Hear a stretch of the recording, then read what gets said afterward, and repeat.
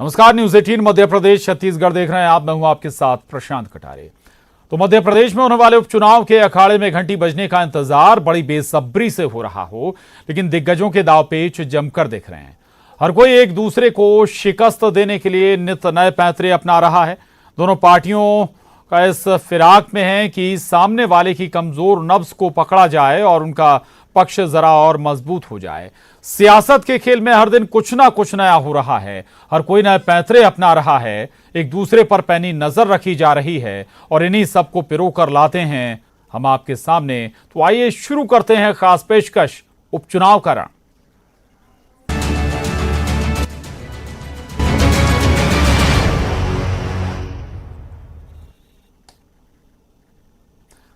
तो रुख करते हैं खबरों का। चुनावी सरगर्मी के बीच बीजेपी और कांग्रेस के बीच अब रस्साकशी बढ़ती जा रही है। जबलपुर में आज भारतीय जनता युवा मोर्चा ने राज्यसभा सांसद विवेक तनखा के निवास का घेराव करने की कोशिश की। इस दौरान सैकड़ों कार्यकर्ता विवेक तनखा के घर की ओर बढ़ने लगे। पुलिस ने प्रदर्शनकारियों को रोकने की कोशिश की। इस दौरान पुलिस और कार्यकर्ताओं के बीच जमकर हाथापाई भी हुई। बता दें कि बीजेपी युवा मोर्चा का ये प्रदर्शन युवक कांग्रेस के सांसद राकेश सिंह के निवास का घेराव के विरोध के तौर पर देखा जा रहा है। तो आज भारतीय जनता युवा मोर्चा के कार्यकर्ताओं ने राज्यसभा सांसद विवेक तनखा का आवास घेरने की कोशिश की। इससे पहले युवक कांग्रेस के कार्यकर्ताओं ने बीजेपी सांसद राकेश सिंह का आवास घेरने की कोशिश की थी, स्वास्थ्य के मसले पर, कोरोना संक्रमण के मसले पर। और आज माना जा रहा है कि राकेश सिंह का आवास घेरने की युवक कांग्रेस के कार्यकर्ताओं की कोशिश का ये आज जवाब है कि भारतीय जनता युवा मोर्चा के कार्यकर्ताओं के जरिए दिया जा रहा है।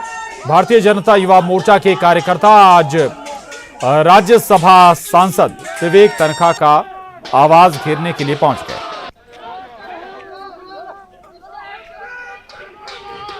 थाली इसलिए बधाई है कि हमारे जबलपुर संस्कार धानी के निवासी और मध्य प्रदेश में राज्यसभा के सदस्य हैं सांसद श्री विवेक तनखा जी 6 माह से लगातार इस कोरोना की महामारी में एक दिन जबलपुर नहीं आए हैं और उल्टा कांग्रेस के लोगों के द्वारा हमारे सांसद और हमारे जनप्रतिनिधियों के ऊपर आरोप प्रत्यारोप लगाए जा रहे हैं। उसका आज हम लोगों ने यहाँ पर जवाब दिया है कि वास्तव में हमारे जनप्रतिनिधि नहीं सो रहे हैं। हमारे जनप्रतिनिधि भारतीय जनता पार्टी के लगातार, आपने भी ये बात को जानते हैं कि लगातार जनता के बीच में कोरोना जैसे काल में जब कोई घर से नहीं निकल रहा था, सब घरों पर थे, उस समय भी हमारे जनप्रतिनिधि राकेश सिंह जी लगातार कोविड सेंटरों में गए हैं, मेडिकल में जाके उन्होंने व्यवस्थाएं देखी, लगातार बैठ के कर रहे हैं। और उसके बाद रसोइयों के माध्यम से भोजन का वितरण भारतीय जनता पार्टी कार्यकर्ताओं ने जनप्रतिनिधियों के मार्गदर्शन में किया है। और उपचुनाव के रण में अब बात शिवराज सरकार में मंत्री गोविंद सिंह राजपूत की, जिनके खिलाफ कांग्रेस चुनाव आयोग पहुंच गई है।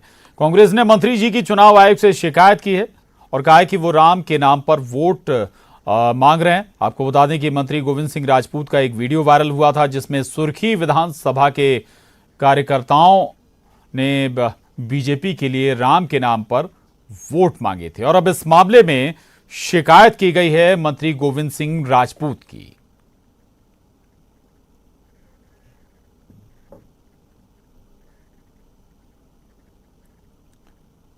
तो आपको फिर बता दें, दरअसल गोविंद सिंह राजपूत के जो समर्थक थे, कार्यकर्ता थे बीजेपी के, वो राम का पोस्टर, भगवान राम का पोस्टर दिखाकर बीजेपी के पक्ष में सुर्खी विधानसभा में वोट मांग रहे हैं। और इसी संबंध में अब मंत्री गोविंद सिंह राजपूत की शिकायत की गई है। कांग्रेस चुनाव आयोग पहुंच गई है। हमारे साथ अनुराग श्रीवास्तव भोपाल से जुड़ गए हैं और जानकारी के साथ।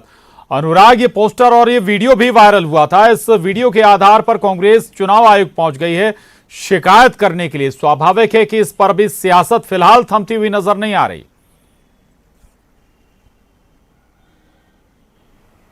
बिल्कुल प्रशांत, देखिए कांग्रेस पार्टी कोई भी मौका नहीं छोड़ना चाहती और यही कारण है कि जहां पर जिस तरीके से शिकायतें निकल कर आ रही हैं उसको तत्काल चुनाव आयोग के पास ले जाने का काम हो रहा है। और जिस तरीके से सागर के सुर्खी विधानसभा सीट पर जिस तरीके का वीडियो वायरल हुआ था और उसमें इस बात का जो है कार्यकर्ता करते हुए नजर आ रहे थे कि वोट राम के नाम पर वोट मांगते हुए नजर आ रहे थे कि यदि कोई वोट डालेगा तो उसका राम के नाम पर एक वोट जाएगा, राम मंदिर निर्माण को लेकर जाएगा। और उस वीडियो के वायरल होने के बाद जो है कांग्रेस पार्टी हरकत में आई है और इस पूरे मामले को लेकर चुनाव आयोग को शिकायत की गई है। कांग्रेस पार्टी ने इस पूरे मामले को लेकर तत्काल आयोग से कार्रवाई करने को भी कहा है। हालांकि जब तक आचार संहिता नहीं लगती तब तक इस तरीके से मामलों को चुनाव आयोग सीधे तौर पर संज्ञान नहीं लेता है, लेकिन कई मामलों में, चाहे वो इमरती देवी के वायरल वीडियो का मामला हो, इस पूरे मामले को लेकर भी चुनाव आयोग ने जिला कलेक्टर और राज्य सरकार से जवाब मांगा था। और अब कांग्रेस ने जो शिकायत की है उस पर आयोग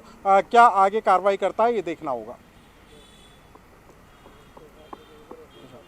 बिल्कुल बिल्कुल, कांग्रेस ने शिकायत की है, लिखित शिकायत दी है। क्या है इस शिकायत में, कौन से प्रमुख बिंदु हैं जिनके आधार पर कार्रवाई की मांग कर रही है कांग्रेस अब?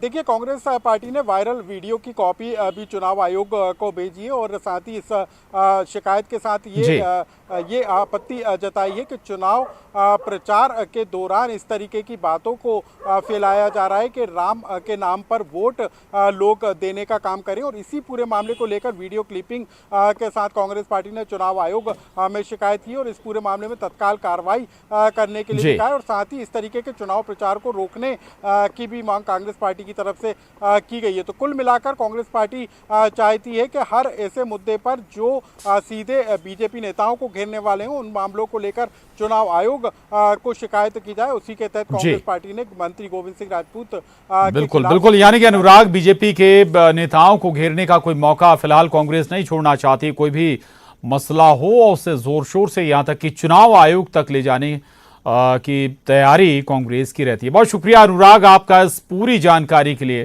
धन्यवाद। में होने वाले विधानसभा उपचुनाव में सुर्खी विधानसभा क्षेत्र में भी चुनाव होना है, जहां से प्रदेश के मंत्री भाजपा के प्रत्याशी के रूप में श्री गोविंद सिंह राजपूत चुनाव लड़ रहे हैं। उनके द्वारा चुनाव प्रचार शुरू कर दिया गया है। चुनाव की घोषणा हो चुकी है, आचार संहिता की कभी भी छूट लगने वाली है।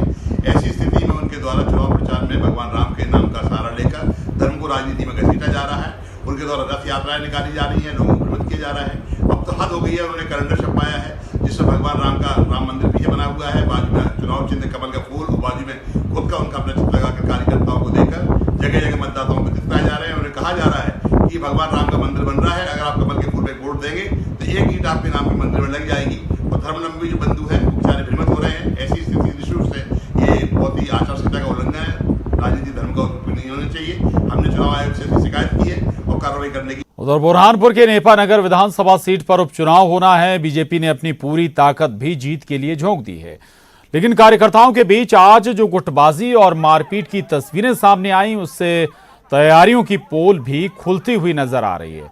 बीजेपी के कार्यक्रम में हुई मारपीट की तस्वीरें अब तेजी से सोशल मीडिया पर वायरल भी हो रही हैं। जिस वक्त बीजेपी के कार्यकर्ता आपस में उलझ रहे थे, उस वक्त मंच पर सांसद नंद कुमार सिंह चौहान और बीजेपी की संभावित प्रत्याशी सुमित्रा देवी कासडेकर भी मौजूद थी। मामले पर जहां कांग्रेस ने बीजेपी को घेरा है, तो वहीं सांसद का कहना था कि आदिवासी इलाकों में शराब पीना आम बात है और उसी के नशे में ये मारपीट हो गई। इनके इतने बुरे हाल होने वाले हैं कि आप देख लो, इनको जमानत बचाना मुश्किल हो जाएगी। मैं बता रहा हूँ आपको, कांग्रेस तो खिलाफ में ही, आम जनता भी खिलाफ में है और खुद भारतीय जनता पार्टी का मतदाता कम से कम आधे से ज़्यादा मन बना चुका है कि इन गद्दार और बिकाऊ ठीकरों को अगर हमने जगह दी, हमने चुनाव जिताया, तो हमारा भी भविष्य अंधकारमय होगा। मैं मौजूद था, दो शराबी आपस में लड़ रहे थे। अब ट्राइबल एरिया में शराब पिए हुए लोग रहते हैं और इसलिए वो आपस में लड़ रहे थे और गांव के लोग उनको समझा रहे थे। और उपचुनाव के इस रण में सीएम के बेटे कार्तिकेय ने भी मोर्चा संभाल लिया है। उन्होंने आज प्रभुराम चौधरी के समर्थन में बाइक रैली निकाली। कार्तिकेय बीजेपी युवा मोर्चा की रैली में पहुंचे। रैली में भारतीय जनता युवा मोर्चा प्रदेश अध्यक्ष अभिलाष पांडे भी शामिल हुए। तो ये तस्वीरें रायसेन की हैं। शिवराज के बेटे कार्तिकेय भी अब चुनावी अखाड़े में प्रचार प्रसार के लिए कूद गए हैं। उन्होंने आज प्रभुराम चौधरी के समर्थन में बाइक रैली निकाली। दरअसल कार्तिकेय बीजेपी युवा मोर्चा की रैली में शामिल होने पहुंचे थे। और इस रैली में भारतीय जनता युवा मोर्चा प्रदेश अध्यक्ष अभिलाष पांडे भी शामिल हुए।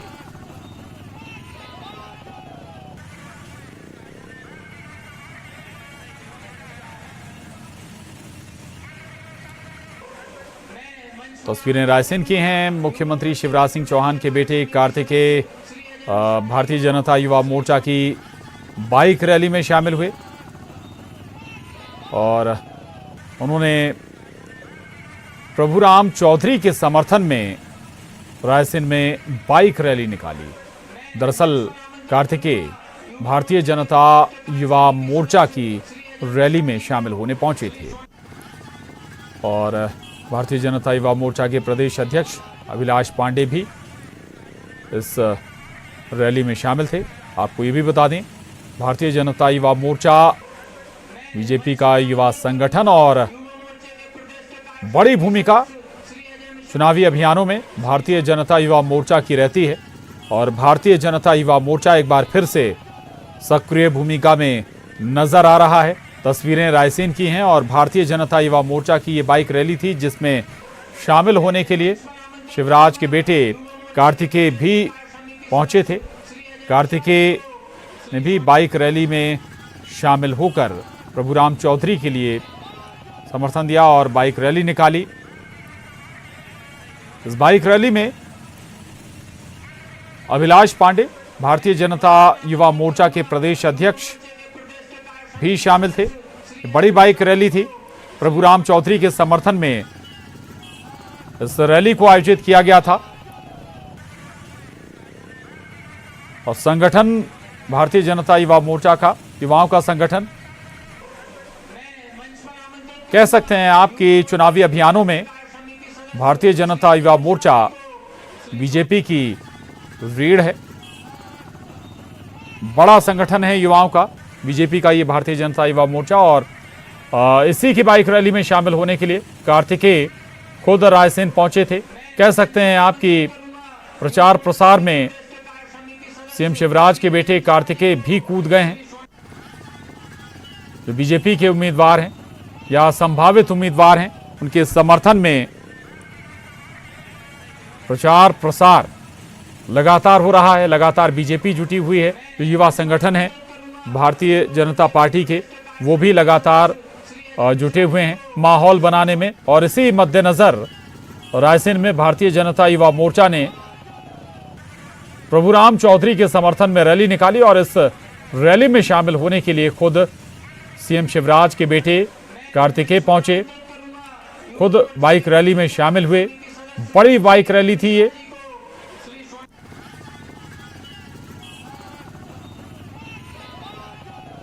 देवराज हमारे साथ जुड़ गए हैं।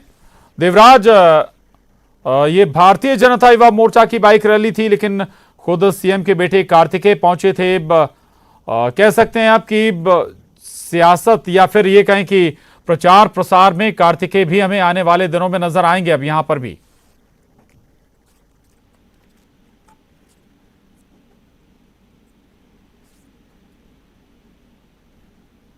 देवराज, आवाज आप तक पहुंच रही है? जी देवराज, पहले से तय था या अचानक पहुंचे कार्तिकेय इस बाइक रैली में शामिल होने के लिए? मैं बता दूं, ये कार्यक्रम तो पहले से तय था लेकिन इसमें कंफ्यूजन की स्थिति यह बनी रही कि कार्तिकेय चौहान, शिवराज सिंह चौहान सीएम के बेटे कार्तिकेय चौहान एवं ज्योतिरादित्य सिंधिया के बेटे यहाँ आने की कोई जानकारी यहाँ जो पदाधिकारी हैं किसी बड़े पदाधिकारी को नहीं थी। हालांकि बैनर पोस्टर में पहले से ही इनकी फोटो लगा दी गई थी।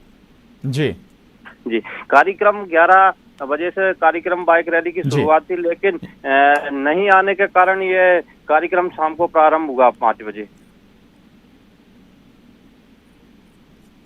जी, तो केवल कार्तिकेय शामिल हुए या फिर ज्योतिरादित्य सिंधिया के बेटे भी इस बाइक रैली में थे?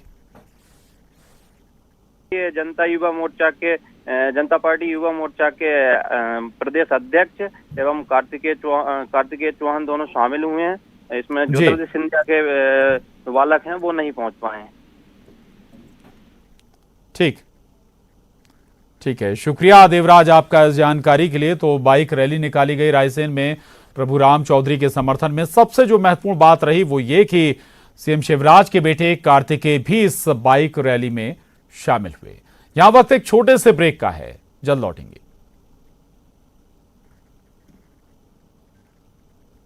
और ब्रेक के बाद खबर छतरपुर के बड़ा मलहरा से, जहां बड़ा मलहरा विधानसभा उपचुनाव से पहले नेताओं की जुबान फिसलने लगी है।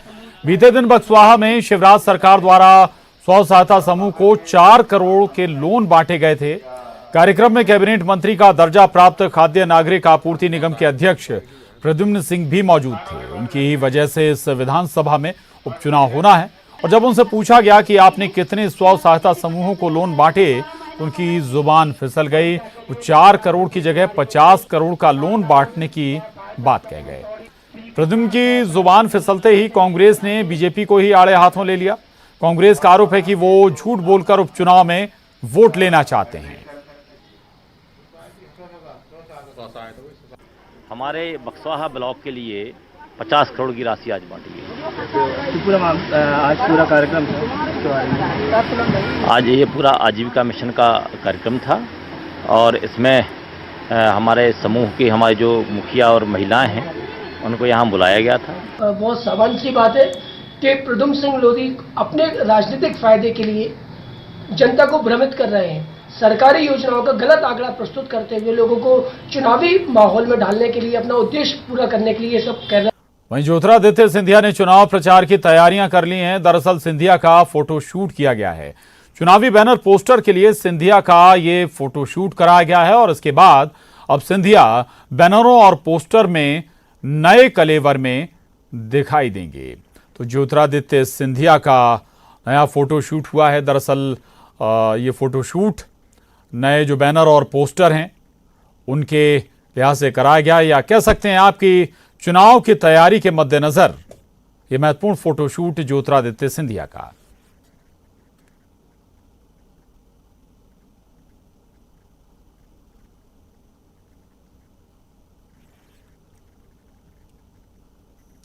कहते हैं सियासत में ना कोई दोस्त होता है ना ही दुश्मन। दरअसल इस उपचुनाव के रण में सिंधिया और उनके दोस्त सचिन पायलट आमने सामने होंगे। सचिन पायलट बीजेपी के खिलाफ चुनाव प्रचार में उतरेंगे और उनके सामने होंगे ज्योतिरादित्य सिंधिया। जानकारी के अनुसार सचिन पायलट ने उपचुनाव में प्रचार के लिए सहमति दे दी है।